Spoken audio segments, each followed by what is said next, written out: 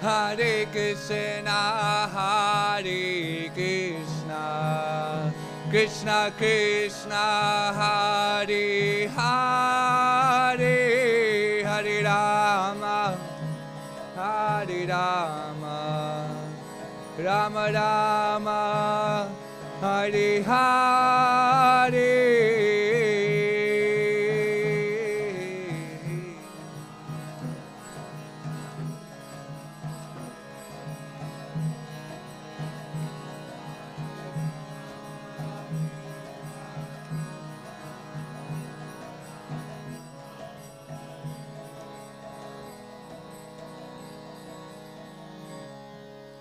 Shri Shri Radha Madhava Ki.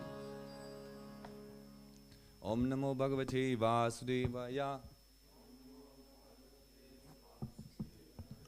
Om Namo Bhagavate Vasudevaya. Narayanam Namaskritam Naram Chaiva Narottamam Devim Saraswatim Vyasam Tato Jayamudirayet. Nasta Presho Bhadresho Nityam Bhagavate Sevaya Bhagavate Uttamashloki Bhaktir Bhavati Naishtiki. So, wir brauchen eine deutsche Übersetzung.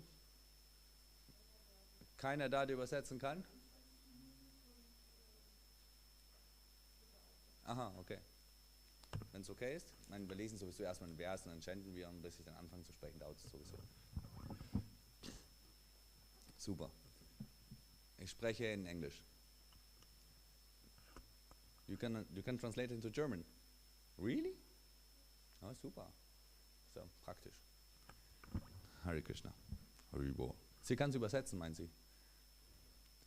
Ja? Okay. Super. Okay, then I'll try to speak very slow. You know my nature, I speak very fast, but I'll try to speak very slow today. Anyway, now we have the book and then afterwards I'll start speaking. Is it verse 30 or 29? 30, okay.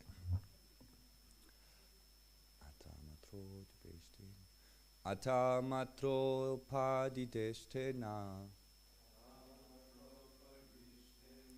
Atamatro padishtena. Yogena varurutsasi. Yogena varurutsasi. Yat prasadam savai pungsam. Duraradhyo mato mama. Atamatro padistena. Yogena varurutsasi. Yat prasadam savai pungsam. Duraradhyo mato mama. Hare Krishna Prabhus.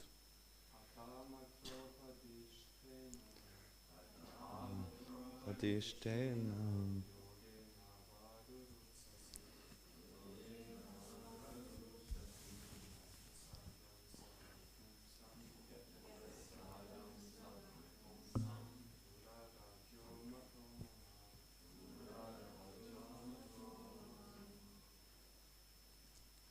Traut sich noch jemand?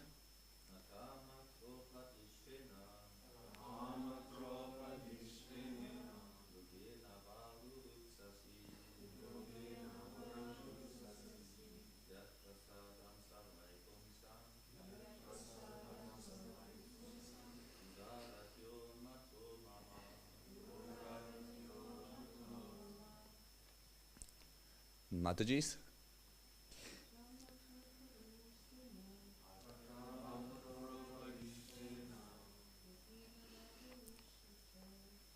Yogena varurutsasi.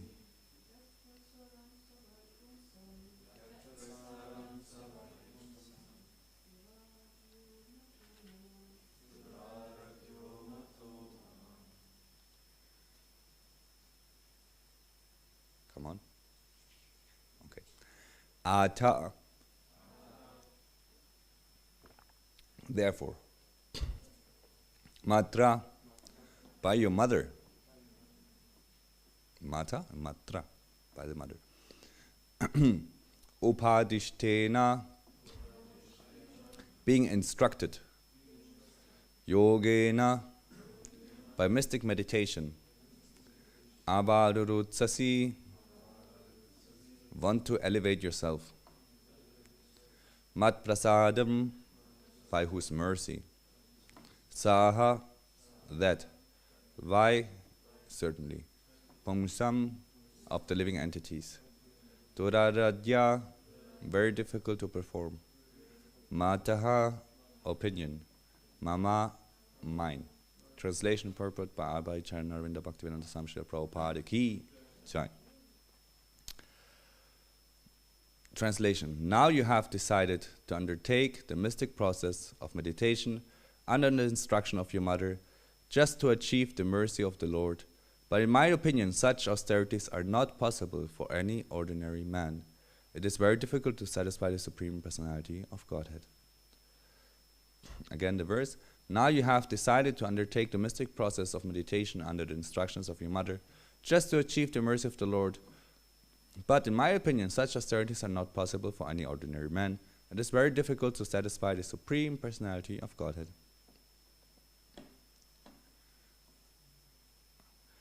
Purport. The process of Bhakti Yoga is simultaneously very difficult and very easy to perform. Sri Narada Muni, the Supreme Spiritual Master, is testing Dhruva Maharaj to see how determined he is to prosecute devotional service. This is the process of accepting a disciple.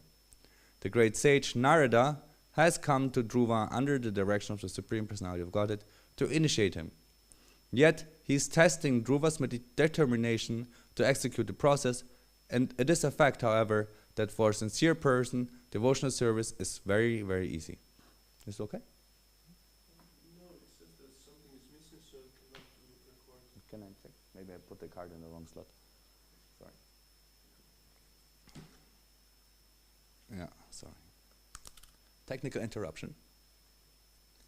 Oh no, I didn't put any card inside.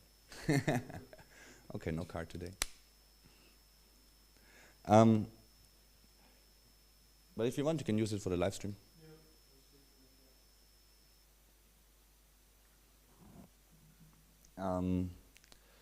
The process of Bhakti Yoga is simultaneously very difficult and very easy to perform. This is the process of accepting a disciple. The great sage Narada has come to Dhruva under the direction of the Supreme Personality of Godhead to initiate him.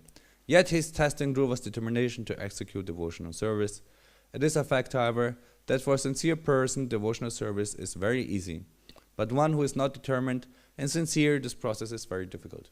Om Jnana Timidandasya Gnanjana Shalakaya Chakshunam Litam Yena Tasmai Shri Gurave Namaha Shri Chaitanya Manobhistam Stapitam Yena Bhutale Svayam Bhurupakadamayam Dadati Swapatantikam.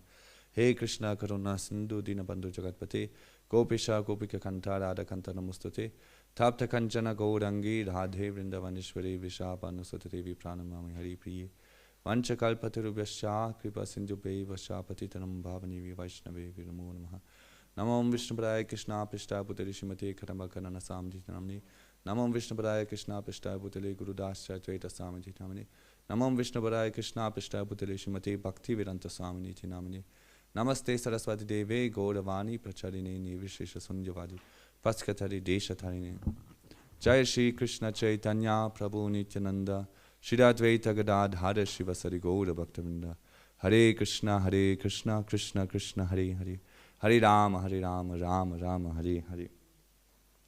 Actually, we can do a sound quality test. You can take the audio from the HDMI and the Atom. You switch on off the audio from mic 1 or mic 2, and then switch on audio from HDMI. You can try. I think because it should be better audio.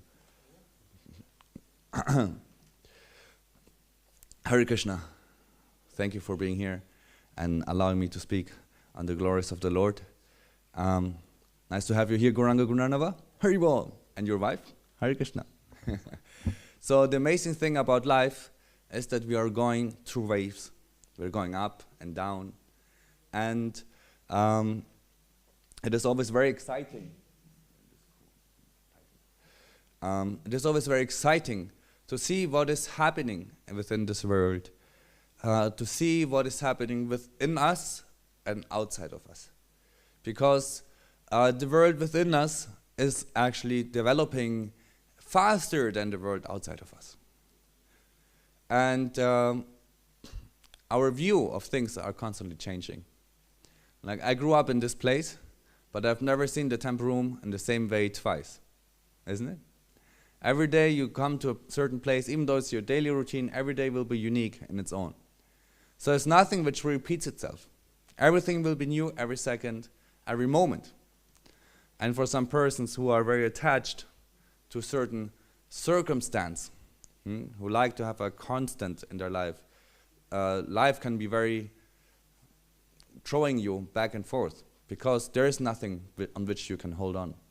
Because the world is made in such a way that things are coming and going. They're going to be taken from us, they're going to be given to us, and it's always going to be up and down. So, but we can learn in due course of time to hold on not to the external world, but to hold on in the internal world that we have within. And this power that we have to hold within is that which can keep us alive or normal in this world, material world. Because if we don't cling to ourselves, then if we are thrown by the circumstances back and forth, it will be such a turbulent life, or will be like, as Prabhupada says, we will be chasing the flower of the wind. We'll be just running around, and we won't achieve anything in the end. We won't grow ourselves, we won't experience happiness, but we will just chase something which is actually not existing. So, but if we work on ourselves and hold and the spirit and the world within, and the internal world, if we try to develop that in our relationship with Krishna, we will be able to have something to hold on to. And this stability that we have will give us great strength and clarity in life when all these things which are shaking us become very unclear, but we will have a very clear picture within. So that's very important, that we also in devotional service don't, if we are devotees, there are so many things which we become distracted by. There's so many things happening, so many activities, ceremonies. Every day is a festival. Every day there's some new halava, some new sweet rice, and the one is better than from yesterday, It's good. But we need to develop our internal world. And this internal world is, it is, the good news, it's unlimited amount of work that needs to be done there. There's no limit to the work we need to do within. Because we have so many attachments, so many hankerings, so many things that we're looking and yearning for since so many lifetimes. And but now we have come to the point where now we can work on it. Now we can constantly try to develop and to actually get a golden heart. We can get a heart which is honest, with all the qualities of the Vaishnavas. It's honest, sincere, humble, tolerant, grateful, so many qualities that it can have. And if we develop this shining heart of a devotee within ourselves, then actually we can become sincere devotee. Not only by putting tilak or putting this dhoti or kurta, this does not make us a devotee, but actually the sincere attitude that we want to serve the Lord, want to associate with the Vaishnavas, that we are ourselves, actually, truly ourselves. And this we can only know ourselves, because outwardly you might not see it, I heard somebody say in the lecture there was a very nice brahmachari, and when they asked him, he had a very humble demeanor. He was always walking around like this. And we asked him, can you do service? He said, Prabhu, no. Can you do service? Prabhu, I'm so sorry, no. So at one point, of course, he needed to leave the ashram. But from outside, you would think, okay, he's a very humble brahmachari, very sweet, giving everybody first. But then in the end, you see, actually, he's not ready to serve or do anything. So what's the use of the show, So rather, you have some impulsive person who's like around and loud, but actually if you ask him to do something, or if you see that he's actually humble, he's actually sincere, he's honest. And that is what humility is, to be actually ready to serve others, ready to take one step back, ready to glorify others, ready to give the glory to someone else, even though it might be you who did something. So all these qualities can be within us, and we need to work on them. And the more we work on them, the happier we become. The simple way, it's like we might try to avoid it in some way or another, that we say, I just keep going. But this won't give you real satisfaction. But then, of course, you have the other view of bhakti, that bhakti, when you do bhakti, then automatically you develop these qualities. So how is it? In one point, you say, you just perform devotion service, you'll become a pure devotee. In the wash, it says like in the wash, everything comes out. So we'll just do devotion service, and then in the end, bling, the ready devotee is there. Hare Krishna. Very loud. So yes, so we have this, might have these two views, and we must see that being a pure devotee takes a lot of time. And you might have this, you might try to, you have this, I do devotional service and I trust I will become purified.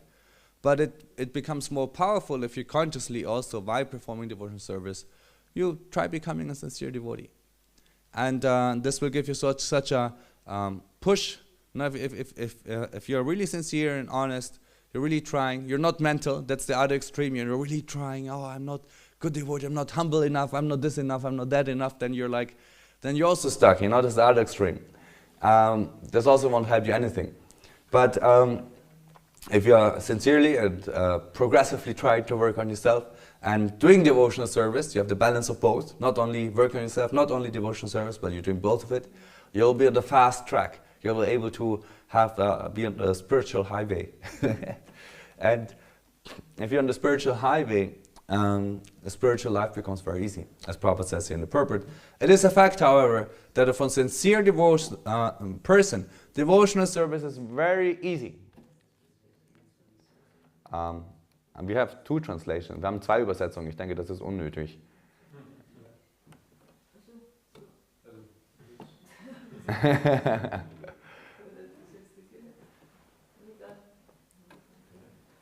Kishorikund? Ja, vielleicht kannst du dich darüber setzen, Kishorikund? Das ist schwierig, Entschuldigung. Ja, ein Stuhl oder so geht ja auch. So, sorry for interruption. Yes, and we were that it is a fact, however, that for a sincere devotee, devotional service is very easy. So it's very easy to perform if you're sincere.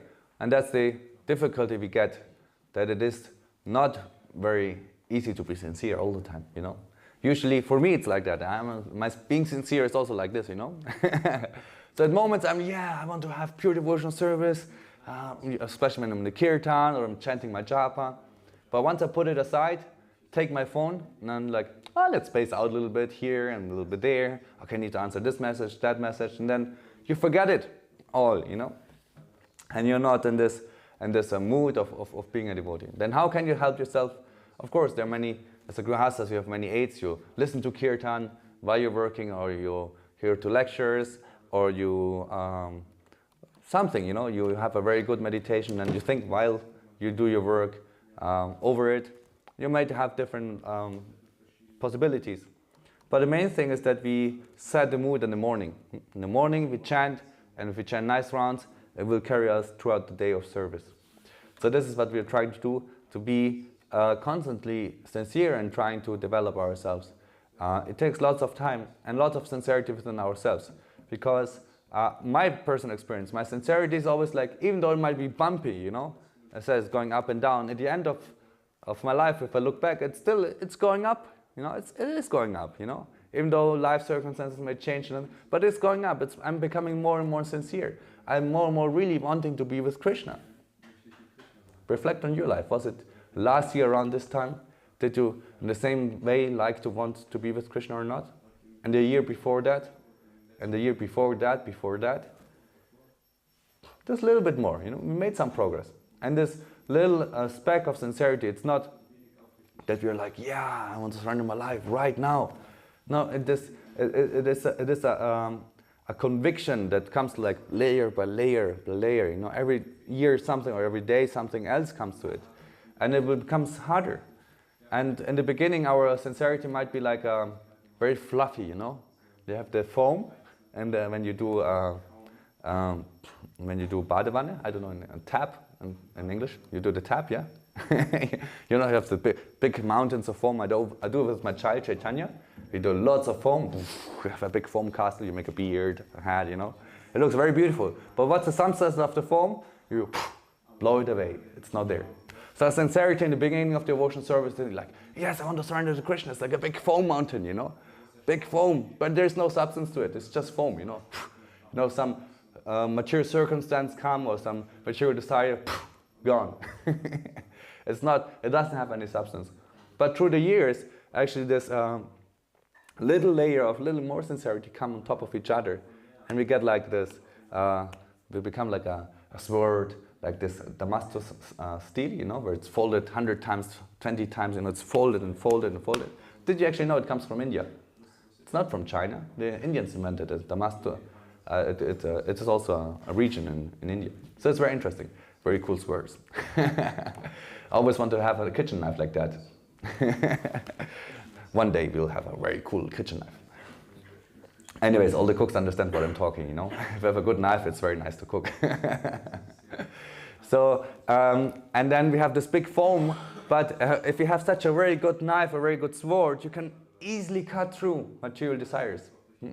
Because you have the sincerity, you have like, yeah, that's really what I want. And it just takes time. Now, my newest conclusion is, it just takes time to be a pure devotee. You must be constantly sincere. It's like, yes, it's still our goal in this lifetime, we want to be pure devotees, but it takes time. And we shouldn't rush it. And keep your pace, You do it little by little by little by little, and then you get a real golden heart. And this will be very amazing for you and for the devotees around you.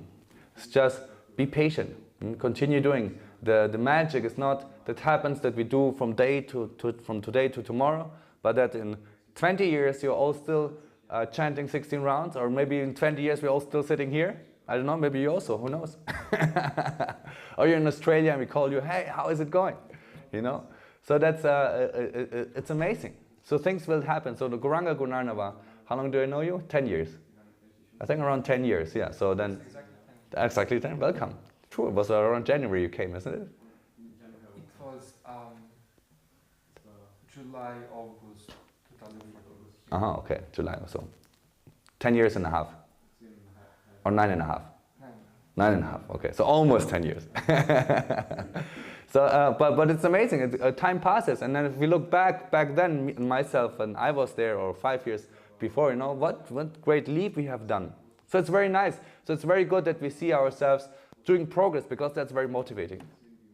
If we look like, oh, what have we done? We talk about pure devotion service, and then you're really honest, like, how much do I really want Krishna? Then you think like, nah, I'm not really there, I'm not hitting the line. But if you look throughout the years, throughout the months, then you see, okay, something has happened. And it becomes inspiring. Yes, I can do it. It is possible within this lifetime that I can achieve pure devotional service. That I can actually one day sit there and chant Hare Krishna, and tears will flow from my eyes, and I'll become all water, Okay, not all water, but it's just the ecstasy is there. Shri Shri Pralakshmi Simari Bhagavan Ki Jai. So you see the Lord, the hair stand on your hand. Yeah. So all of that can happen, and all this attraction, natural attraction for Krishna is developing. Sanjay also, how long are you here? 15 years? A few days. 15 years and a few days. I think around 15. A few days in total. Yeah, so that's very nice. It's amazing. So it's like, and over the years you can see something has happened. I can see Sanjay has become such a sincere devotee. He's been unshakable. The more winds come from this direction, that direction. Devotees might seem very quiet or very peaceful, but they have become very deep wells of big, big treasures. And so therefore, let's try to be sincere, be honest, and natural. So in such a way, that was the talk from my last lecture, that we should be in some extent natural in our devotion service, so that we can keep floating in the spiritual environment, that we are in the sadhu sangha, we are good devotees with a golden heart that we can associate in the association of devotees, and stick around. You know, it will make you a great devotee, and this is going to be our saving grace. Because even if we didn't have like the huge, fabulous devotional life, you know, like Srila Prabhupada preaching all over, making thousands of devotees, still we have been with devotees, and our desires more and more also become spiritualized. And we can say I was in association with devotees, and they always be dragging us out of this material whirlpool. You know, sometimes it is that your material desires are also increasing, you know, and they're decreasing and increasing. But in due course of time, to learn to detach them honestly. Mm-hmm. Yes, this is my lecture. Thank you very much for listening. Are there any questions, comments, doubts, concerns? Hare Krishna, please, challenges. Gauranga Gurandava, you want to say something? I know it. Just say something. If you ask me something. Thank you. Thank you so much for the class. So much for the class. And I was thinking regarding you were talking about going through this life and going through life after life. And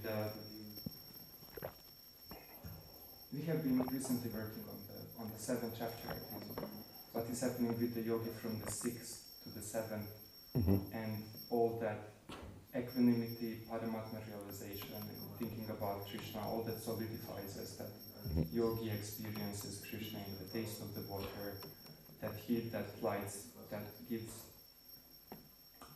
warmth to his hand. So the yogi starts to see good in every situation, and seeing that good as Krishna. And as he goes on like this through life, everything starts reminding him of Krishna, even the strength of the strong, if he is interacting more with worldly people, or even Kamosmi Bharadasha, but everything starts reminding him of Krishna. And in this way, everything, that Jnana Vijnana Yoga, what is the name of the chapter, it starts to solidify within that yogi.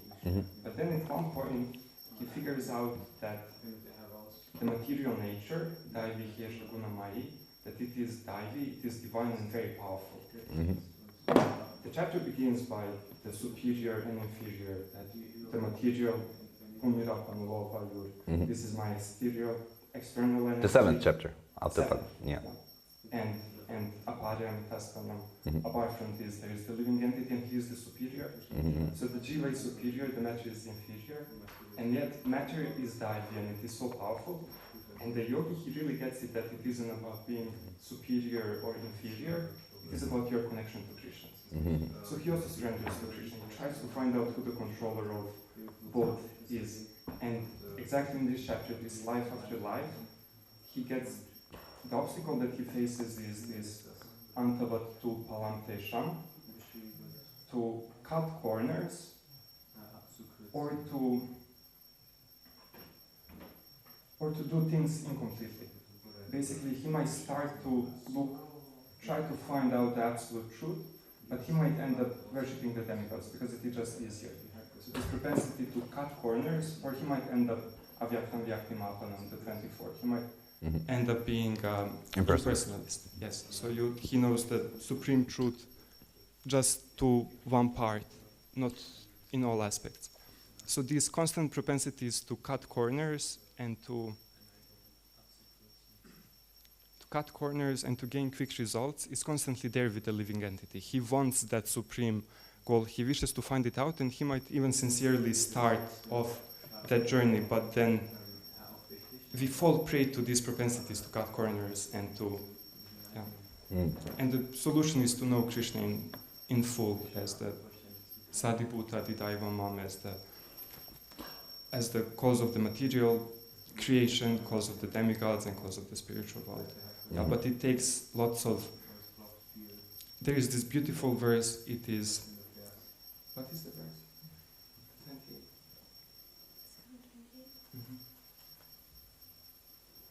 28. It takes lots of Drida Vrata. It is this.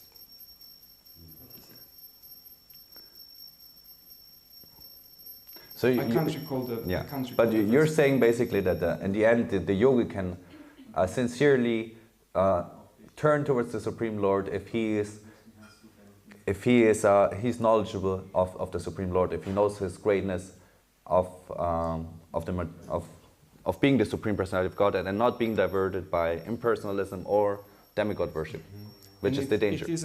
And it isn't only the pure philosophical understanding, but it comes from this punya karmanam, from pious life. So Pious the life. person has this piety within himself that he cultivates throughout lifetimes, and then it takes lots of dridhavrata, it takes lots of determination to actually know Krishna in full as he is, and it is like layer after the layer, as you said, form. It's interesting, this dridhavrata, one is determination, and the other is the punya, which I haven't talked about. I have more talked now in my lecture about your sincerity. You're trying this, trying to develop devotional service, being sincere, and in due course of time you get one layer after another. It is, of course, also punya. There's some starting point where everybody's not starting from the same point, but some are starting here, some are starting here.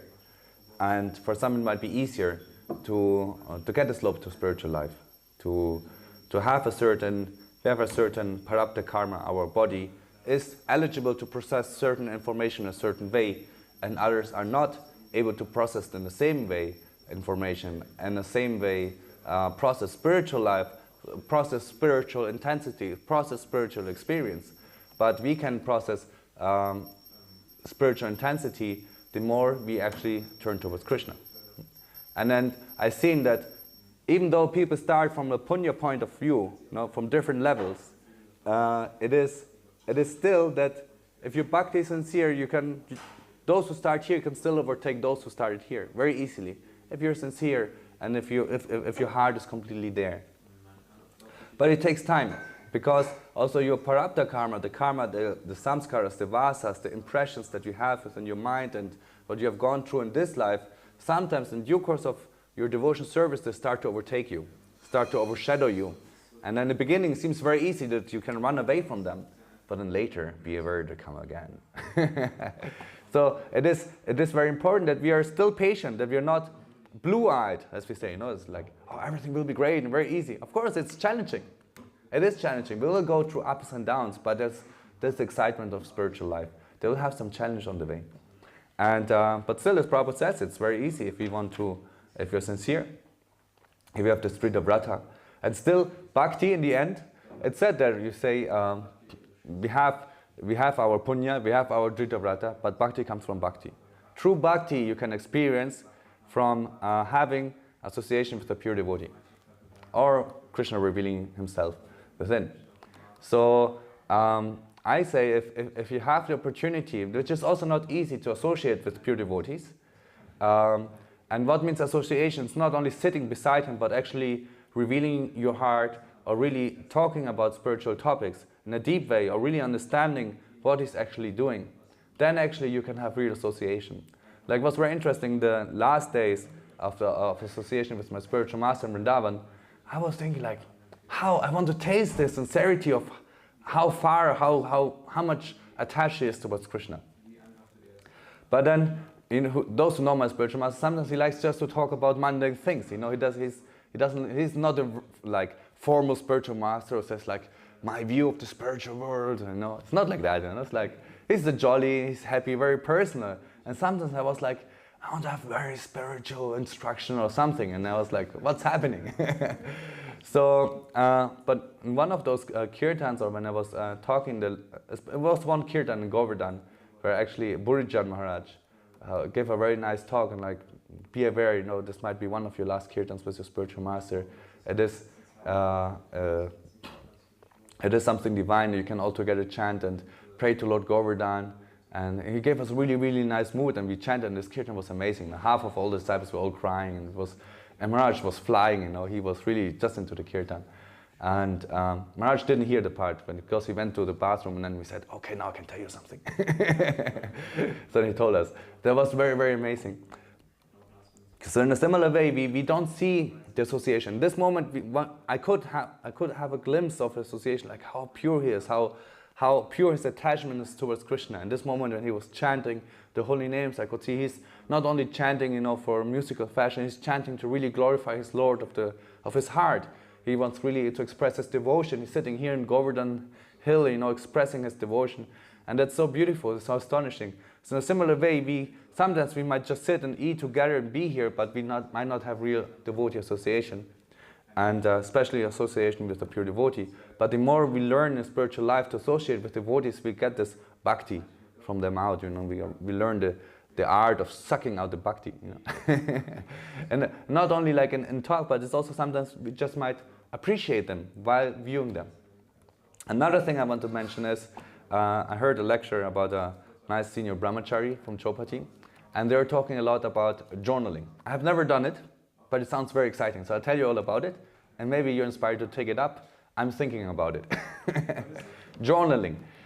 So there's the two ways. So one thing is you write a diary. Diary that you write every day. Okay, I did this, I did that. But journaling is different because it's not about what you did, but what developed within you. It's about your experience of this world from within. And that's there are different ways of having different journals. And he mentioned one which keeps him spiritually alive and very excited is the gratitude journal. He's writing a journal of whatever he's grateful of. What Krishna has done, little things, whatever it is. Okay, it was so nice. I can write today. I wanted to go. I needed to give lecture and I was afraid it was full of ice, but gratefully I came out of the door and nothing was icy, so I could go and come. And so I'm grateful for this. Okay, that's nice.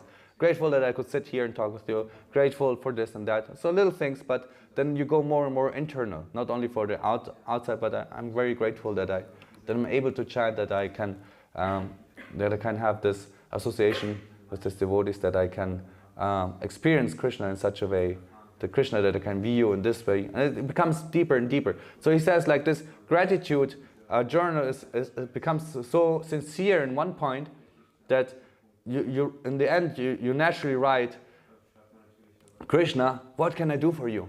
You have given so much to me. You understand, Krishna has given so much to you, so what can I give you in return? This is about gratitude journal. There are also different kinds of journals.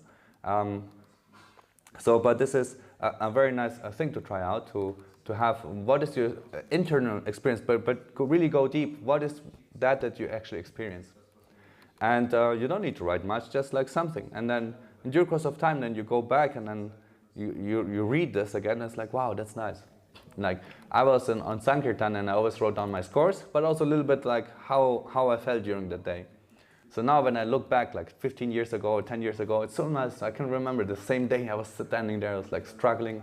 I was like, oh, there was bad weather, or this person I met. But it's very nice, it gives you a holistic, and then you see like, okay, that time I was like this in my devotional service. Now I'm like this, I made some progress, you can see it. That's also then very enthusing. So I think that's something nice one can consider. Journaling in our spiritual life. It's not. It can be very important for some people, because sometimes we are thrown around in life, and if we are some thoughtful people and we want to keep track, it's very nice to just clear our mind and breathe a little bit, step a little bit back from all this turbulence of life. Yes. Any other comments, questions? Yeah, Sanjay Prabhu.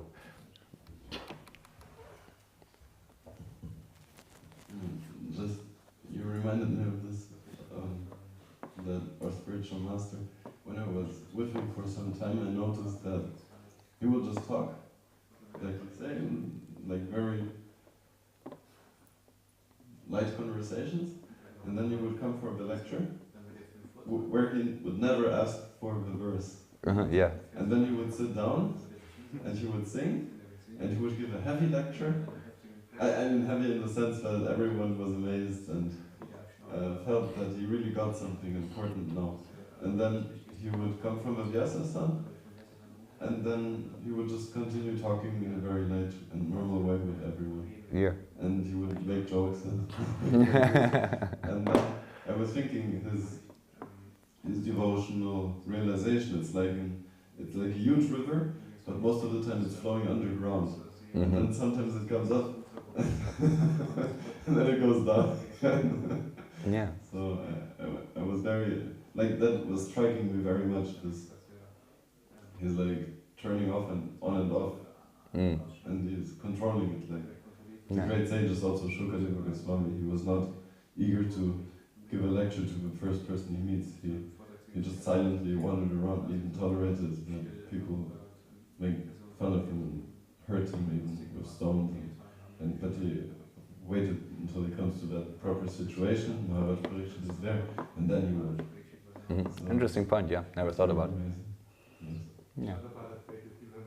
Yeah. Jad Bharat also, yeah. So Yeah. that was nice. And it's interesting that we don't see the qualities of a devotee so easily, and it takes time to learn to appreciate the devotees. But in due course of time, like Ramananda, we know 20 years. It's so nice. I can appreciate Ramananda every day, ever more. So it's actually very nice to be in devotee association. Ramananda, I think you want to say something, please. Bless us with your words.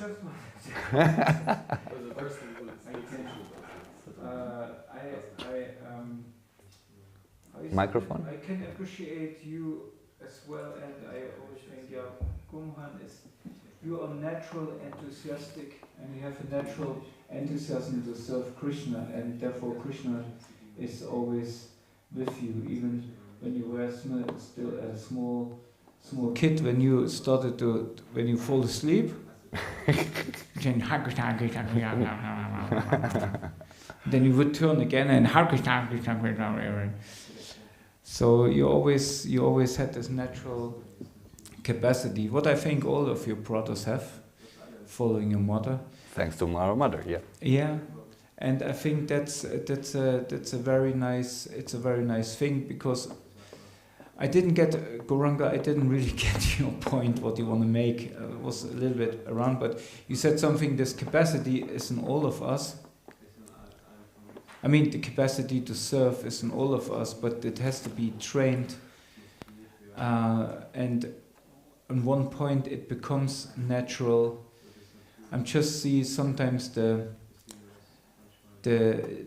danger. I mean, we really much protected, and this I can write in my gratitude book that I'm really much grateful that we're so protected here in Simhachalam, that we away from the big shots of our society, because it could come. You mean of which society? From the ISKCON society as well. Uh-huh. I just No, read. it's an interesting point, yeah. I just read because of some circumstance, whatever. I read the draft of the book of Chaitanya Swami's Vanaprastha Adventure. Uh-huh. The Vanaprastha Adventure. Uh-huh. And Adventure, yeah. Adventure, yeah. So, well, yeah, I don't know what should I say to it, but you know, one point what he's making there is, you know, or one question actually I have about this, because he stresses how important it is to Vanaprastha life and this and that and become renounced.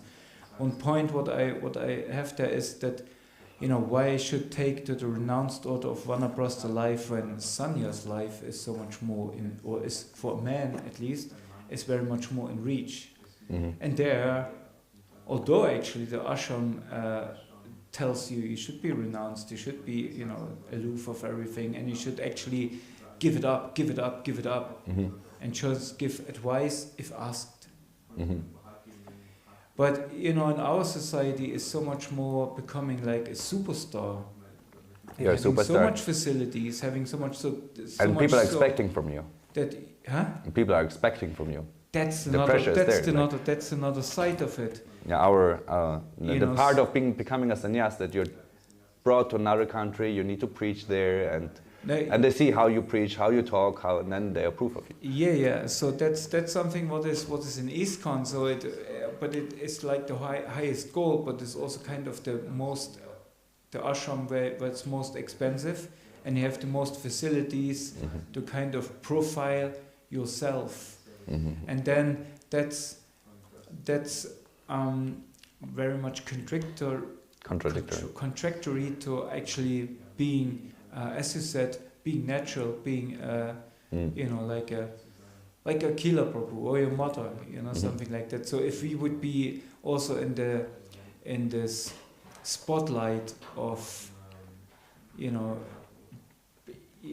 becoming something more that we actually are, and this in the end of our life, I mean, when we're supposed actually to really detach. So I think that's a great concern, and it comes with power and money, and that's very corrupting. It's just a concern. Yeah, it's a very interesting point. It's our society, how things are becoming topsy-turvy, but also challenging. But we must say we have sannyasis who are hermits, who are doing the traditional sannyas style, that you go back and you are in Govardhan. I know Bhakti-Vigyan Maharaj is half of the year in Govardhan. He's not traveling around, is it? But yeah, some sannyasis are doing that, and I think that's something very healthy. Another thing is that at one point they made a big resolution that not resolution, but the advice that every sannyas should have a confidential friend or somebody they open up to, because everybody has their challenges, and it's very important that that we connect. And therefore I think also it's very important, like Kanabakana Maharaj, he was very natural after the Bhagavatam class, not that you come off the Bhagavatam and the Vyasa and you float. And that was, he was really sincerely about it, and also throughout his life he met this dichotomy himself, that he saw other great acharyas doing things and then falling down and doing nonsense, and he himself saw it, how difficult and dangerous it is as a grihastha, and he himself was attacked so often, and so Krishna was always taking care of him and protecting him also, I think. And but he was very grateful in the end. He was like, nice, I'm happy to be here in Vrindavan, not be a big thing. And one could say, like Radhanath Swami in the 10,000s when he does a parikram, but that he just can be with his disciples. Of course, in the end, there were too many disciples still, but he was happy to be in Vrindavan and have a glorious passing away. But back to the position of a sannyas, it is extremely dangerous. They're taking in the name of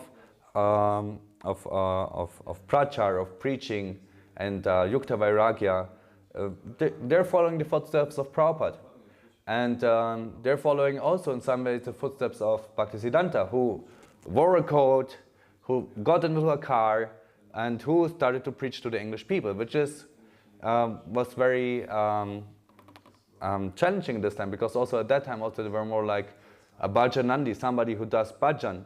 But actually Bhaktisiddhanta was a very rigorous preacher, in the same way Srila Prabhupada.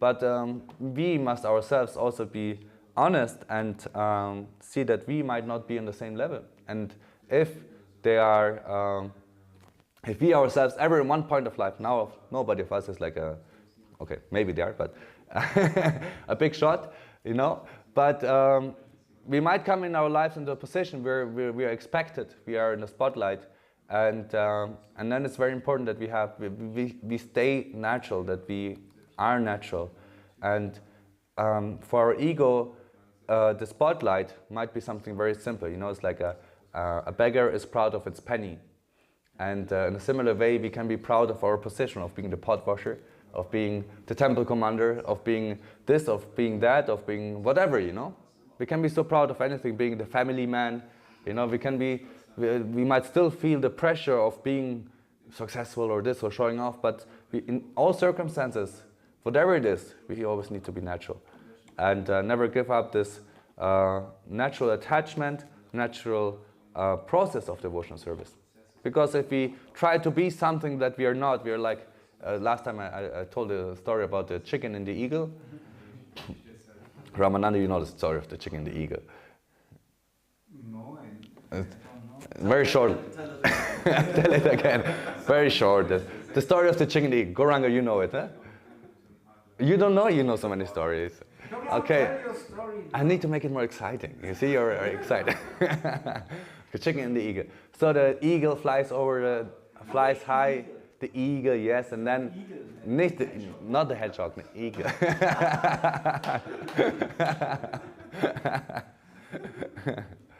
And so it flies over the Hühnerstall, I don't know how to say it in English, chicken house, and then egg drops, and then it continues flying, and so the chicken, the fly, wow, what a beautiful egg, sit on the egg. The eagle comes out and he thinks, oh, I'm a chicken also, and it's beep, beep, beep, beep, beep, tries to do like the chicken, eat like the chicken, and then, but he doesn't realize it's actually an eagle. So at one point, the chief chicken comes and says, quack, quack, quack, you're an eagle. And then, but no, I don't believe it. My whole life I've been like that. And then one pushes him off to the cliff, and then finally he flies and realizes, I am an eagle. And in a similar way, I described it to being the soul. We are growing up in this material world, in this body, and we think we are the body, we're trying to be something we're not, but actually we are a spirit soul, we're the eagle flying. But this analogy might compare also to our false ego. If we get into a position or into something that, you know, our ego is all the time stifled, and then finally you get your position where you can live out yourself, you know, and then you become the eagle, wow, and your ego is exploding. So it's very important that we, in this way, are natural and understand who am I really. I might have some responsibilities, I might have something, but I might have some attachment for Krishna, but who am I really, how sincere is my attachment? And your sincere desire to, yes, I want to have Krishna in a very sincere and deep way. I think this is very important. Yeah? Krishna? I'm sincerely naturally proud. That makes sense, doesn't it? Yeah. So thank you, Shireen Mataji, saying very relatable lecture. You mentioned that having sincerity can have its ups and downs. Sometimes we are and sometimes we are not. So how can we make sure our sincerity is not fluctuating? Yeah. I think through life we cannot avoid this, that our sincerity is coming up and down. But we can try to stabilize it. Like we have in camera now with techniques, we have a gimbal, you know, and it's always even if you shake it like this or shake it like that, it always stays on the same level. So in a similar way, we can have our gimbal in a spiritual life. Ramananda doesn't like the example. and we need to stabilize our spiritual life. One of the stabilizers is devotee association, to have sadhu sangha. You know, when we come in their association, our sincerity becomes reinforced, because subtly when we associate with a person, automatically some of their desires come as seedlings into our heart. Maharaj described it as seeds that we always take. You know, you watch a movie, you do this, you do that, and seeds of desires are implanted within your heart. But if you associate with devotees and are with them, then seeds of this desire come into your heart. That's also what happens during a lecture. We're listening, and the seeds of sincerity are planted into our heart, and they grow more. So we can try to have more and more of this sincerity seeds within our life, here in lectures. If we are not able to associate physically, you know, those who are online, we hear, we go to festivals. If there's an opportunity to go to a temple, to a festival, we go there. And also we should have friends around us who are devotees, trying to make them devotees if they're not yet. But somebody whom we can call up, say, hey, how are you doing? And reveal our heart to them. I think that's very good. So reach out, that's very important. I think that gives something. Yeah, Ramananda, you have some more? Actually, I found your gimbal example quite, but I'm not used to such things because I don't work with cameras. Mm-hmm. But I think also that when you say naturally, mm-hmm. it's naturally that we're not every day super ecstatic. Yeah. And we should not make a big thing out of it if mm-hmm. we one day not super ecstatic, because it's maybe just as it is. Mm-hmm. Yesterday I had quite lots to do today. I feel tired, so naturally, of course, I have to take more rest. And or maybe the stars, the stars, That's your the planets. Saturn phase, 18 years. Or what is this? What is now? Again, some I don't know. Regret, I don't know. So, you know, something. Oh, you know what? But maybe it's just some circumstances, and we should not be discouraged by such days or such phases, even in our lives. We should naturally continue, and it will go away. Yeah, yeah. It is. It's some. There's some. If we sincere. That's a very good point. Yeah, sincere, it's very sincere. We need to accept that also we are sometimes not very sincere. Yeah? Sometimes, if we're sincere, we must accept that sometimes we're not very sincere. Yeah, but yeah, we make this sincerity, try to steady it in some ways or another. But we accept that we are also sometimes failing, and this is very natural. But yeah, we try. But it is a soft trying. Like last time I was trying. It's not that we are forcing. Oh no, I am not sincere today. You know. We're not trying to pressurize it, and as I said, it comes over the years as the layers. You know, we have the master sword, this nice kitchen knife, which will nicely cut through our all attachments if we are really sincere. And it just takes time and stick around, as I said. So thank you very much for allowing me to stick around and be with you. Hare Krishna, Srila Prabhupada ki jai, Gour Bhakta Vrinda ki jai, Hari Hari Bol.